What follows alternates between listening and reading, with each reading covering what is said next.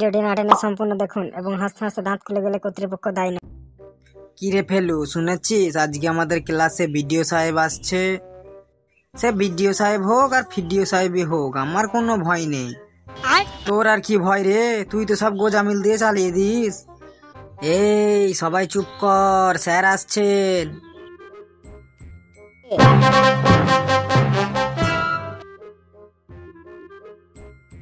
Good morning sir. Good morning, তোমরা সবাই বসো। স্যার, সরস্বতী পুজোয় কোথাও ঘুরতে যাননি? আর আমাদের ঘোরা, স্কুলের কাজ শেষ করতে করতেই আমাদের দিন চলে যায়। শোন, আজ কিন্তু তোদের ক্লাসে বিডিও সাহেব আসবেন আর তোদের কিছু প্রশ্ন করবেন, তোরা কিন্তু তার ঠিকঠাক উত্তর দিবি। যদি তোরা ঠিকঠাক উত্তর দিতে পারিস তাহলে স্কলারশিপের ব্যবস্থা করে দেবেন বলেছে। স্যার, স্কলারশিপ মানে? আরে সরকার থেকে তোদের পড়াশোনার জন্য টাকা দেবে।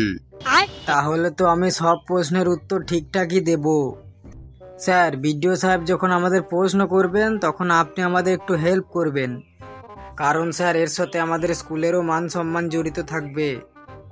বেশ, আমি যতটা পারবো তোদের সাহায্য করার চেষ্টা করব। ওই দেখ, বিডিও সাহেব মনে হয় চলে এসেছেন।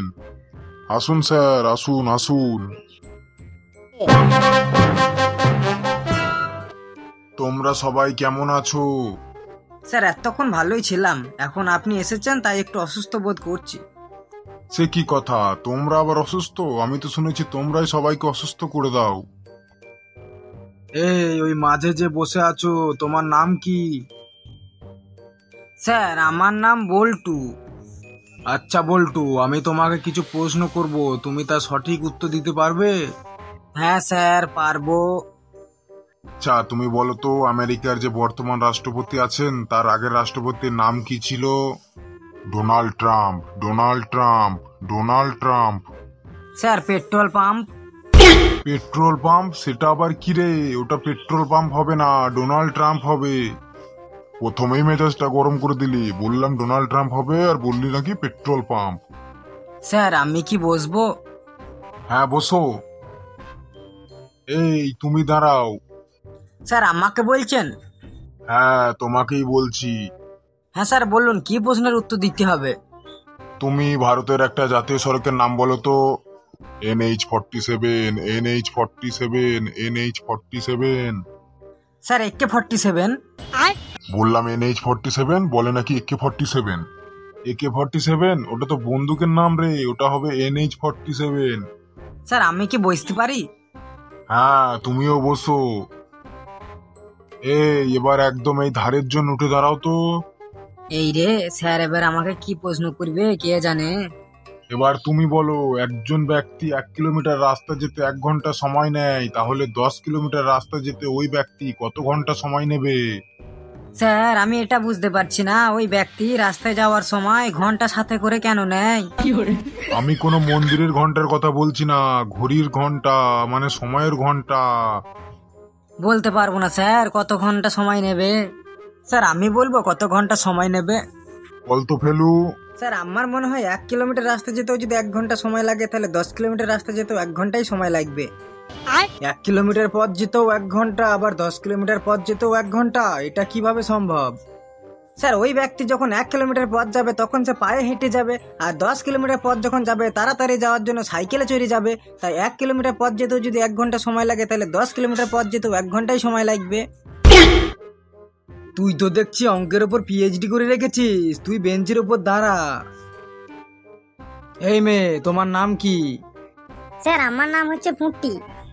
আচ্ছা পুঁটি, তুই বলতো পঞ্চপাণ্ডব কে কে ছিল? স্যার, একজন ভীম, ভীমের দাদা আর ভীমের 3টি ভাই ছিল, এই হলো পঞ্চপাণ্ডব। আমি কিন্তু এবার অজ্ঞান হয়ে যাব, তোদের মধ্যে কি কেউ বলতে পারবি পঞ্চপাণ্ডব কে কে ছিল? স্যার, আমি বলবো। তুই পারবি বাবা নন্টে, তাহলে বল। স্যার, পঞ্চপাণ্ডব হলো যুধিষ্ঠির, ভীম, অর্জুন, নকুল আর সহদেব। সাব্বাস বাবা নন্টে, সাব্বাস। এই মাঝের জন উঠে দাঁড়াতো। তোকে আমি আর একটা প্রশ্ন করছি, তুই তার সঠিক উত্তর দে। ধরুন স্যার। ধর তোকে আমি দুটো বিড়াল দিলাম, তারপর আরো দুটো বিড়াল দিলাম, তারপর আরো দুটো বিড়াল দিলাম। এবার বলতো তোর কাছে এখন কটি বিড়াল হলো? স্যার আমার কাছে এখন 7টি বিড়াল হলো। আরে না রে, আমার প্রশ্নটি আগে ভালো করে শোন। প্রথমে আমি তোকে 2টি বিড়াল দিলাম, তারপর আবার 2টি বিড়াল দিলাম, তারপর আবার 2টি বিড়াল দিলাম। তাহলে এখন তোর কাছে কতগুলো বিড়াল হলো? স্যার বললাম তো আমার কাছে 7টি বিড়াল হলো। আরে না রে, আমি তোকে অন্যভাবে বলছি। ধর তোকে আমি 2টো আপেল দিলাম, তারপর আবার 2টো আপেল দিলাম, তারপর আবার 2টো আপেল দিলাম। তাহলে এখন তোর কাছে মোট কতগুলো আপেল হলো? স্যার তাহলে আমার কাছে এখন 6টি আপেল হলো। ভেরি গুড, তাহলে এবার বল। প্রথমে আমি তোকে 2টো বিড়াল দিলাম, তারপর আবার 2টো বিড়াল দিলাম, তারপর আবার 2টো বিড়াল দিলাম। তাহলে তোর কাছে এখন মোট কটি বিড়াল হলো? স্যার আমি তো প্রথমেই বললাম আমার কাছে 7টি বিড়াল হলো। বারবার একই প্রশ্ন জিজ্ঞাসা করছেন কেন? যদি আপেল 6টা হয় তাহলে বিড়াল 7টা কেন হবে? তুই কি ফর্মুলা খাটিয়েছিস? স্যার বিড়াল 7টি হবে, কেননা আমার কাছে আগে থেকেই একটা বিড়াল আছে, তাহলে ওটা নিয়ে 7টা বিড়াল হবে। তুই ওইভাবেই চুপচাপ দাঁড়িয়ে থাক। এই তোরা কেউ কোনোদিন জীবনে ভালো কাজ করেছিস? স্যার আমি করেছি। আমি একটা মানুষকে একদিন মৃত্যুর হাত থেকে বাঁচিয়েছিলাম। বাহ বাহ, ভেরি গুড। তা কিভাবে বাঁচিয়েছিলি শুনি? স্যার আমি একবার বাজারে গিয়েছিলাম, সেখানে একটা ভিখারি আমাকে 10 টাকা চেয়েছিল। তখন আমি ওই ভিখারিটিকে বলেছিলাম, আমি যদি তোমাকে এখন 1,00,000 টাকা দিই তাহলে তুমি কি করবে? তখন ভিখারিটি বলল, আমি যদি এখন 1,00,000 টাকা পাই তাহলে আমি আনন্দে মরিয়ে যাব। এটা শুনে আমি ওনাকে একটা টাকাও দিইনি। এইভাবে আমি ভিখারিটির জীবন বাঁচিয়েছিলাম স্যার। বাহ ফেলু বাহ, তুই তো দারুণ কাজ করেছিস। ওর বাড়ির লোক তো তোকে খুব আশীর্বাদ করেছে। স্যার তাহলে আমরা স্কলারশিপ পাচ্ছি তো? হ্যাঁ, তোদের স্কলারশিপ কেন, আর অনেক কিছু দেবো। ঠিক আছে স্যার, আমি এখন আসছি। ঠিক আছে স্যার, সাবধানে যাবেন।